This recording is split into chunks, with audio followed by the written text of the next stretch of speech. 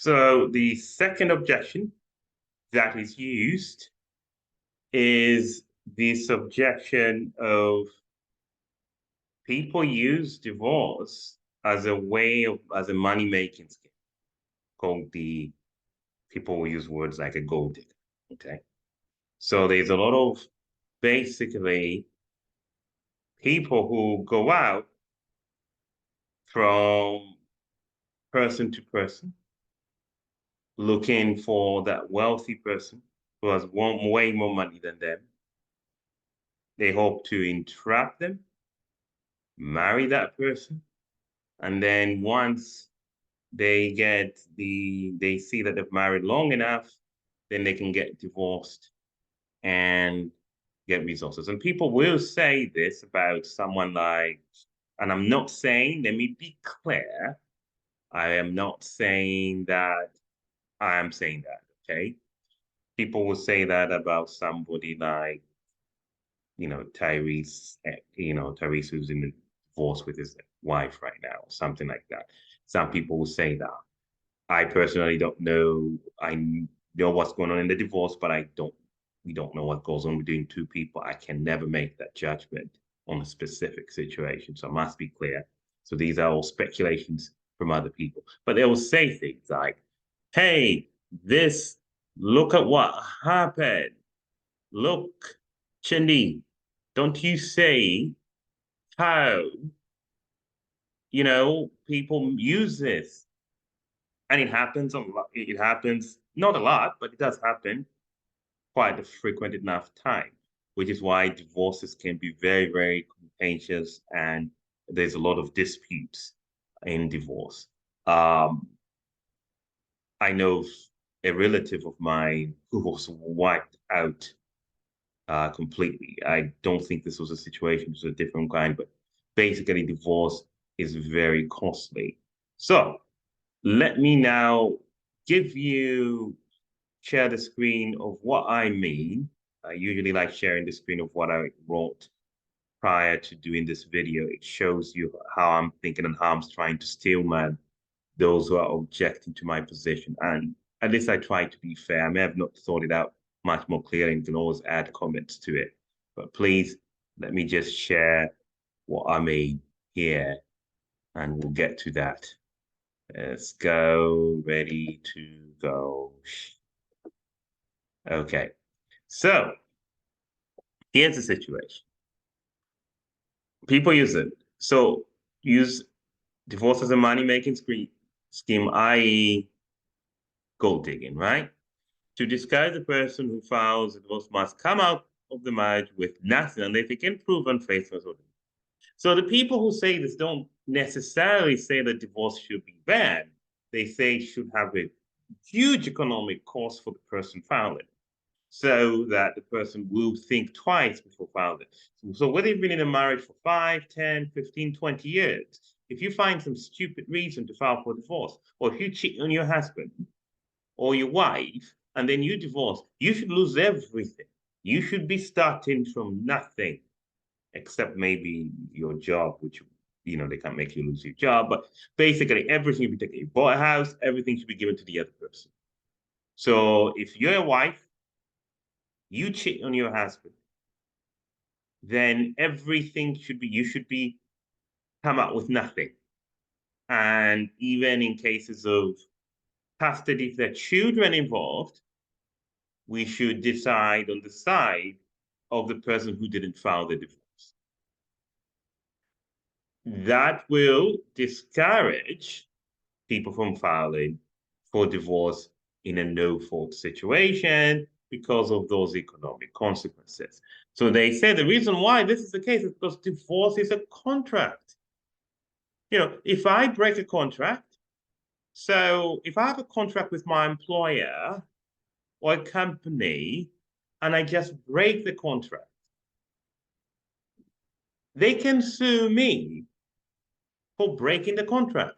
They can say, you broke the contract, you pay us, you compensate us for breaking the contract. There are consequences for breaking the contract. So marriage is a legal document, it's a legal contract. I think it's a Christian pastor, famous Christian pastor, mentioned by name, who said this. Like it's like a business contract. We should treat it that way, and we should not. People should not just be able to get out and win out. And they have a point. So there are cases where, and I've seen this before because part of what I deal with in my job, I won't mention what it is I look a lot at divorce cases. And there are cases where the person cheats. The person cheats and goes on to get a good divorce, has custody of the children, and gets the house and whatever goes and get alimony too. Okay? The person who cheated, the person who didn't cheat, who didn't do anything wrong, nothing happens to them. Okay? And this is normally in states, especially states like California, New York. I'm going to mention the states. Some states are pretty conservative about this, but generally speaking, this is a general. Imagine somebody cheating a wife, let's say a husband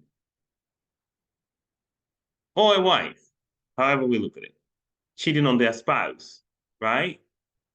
And they get away with it. They say they don't only win, they get custody of the children.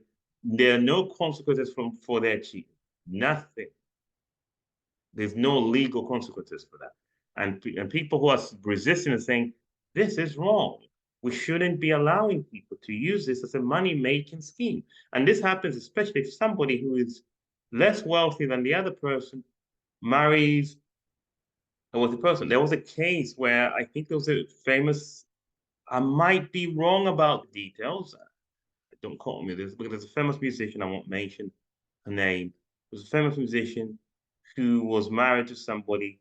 That person cheated, filed for divorce, got custody of the children, and this is her husband. And not only did he get custody of the children, he he also got to receive both child support and alimony. You can see why people have a problem with that divorce. So this was quite difficult for me to object to. But one of the objections I have to this is that it's very difficult to know exactly what's happening in a home. And because it's very difficult to know what's happening in a home, it is better to just divide it up, halfway and then look at how we can distribute, we can decide everything else, child support, alimony, and so on, and use the legal framework. Because trying to say, oh, this person filed a divorce. Let's say a woman who is facing verbal abuse files divorce. And maybe has even faced physical abuse. Not all physical abuse you can see marks. This idea that if somebody's physically abused, they can see marks is ludicrous. In most cases, sometimes when you're physically abused, you may not even be able to see the marks of the abuse. So the person is being physically abused. They report that this is a physical abuse. People find it hard to believe it. The judge finds it hard to believe it. And they say, oh, yeah, you're the one who filed for the divorce. So therefore, we are going to assume you caused the divorce. That would be a problem. And so this is why I say divorce is a human right. And you can't just say to people, oh, you have to find fault and you have to find reason. And whoever files for divorce is an issue. That's the counter I have to this. It's a very good argument. I get it. People trying to use the system to their advantage. But you know what? Even the people who complain about the system don't know how to improve it.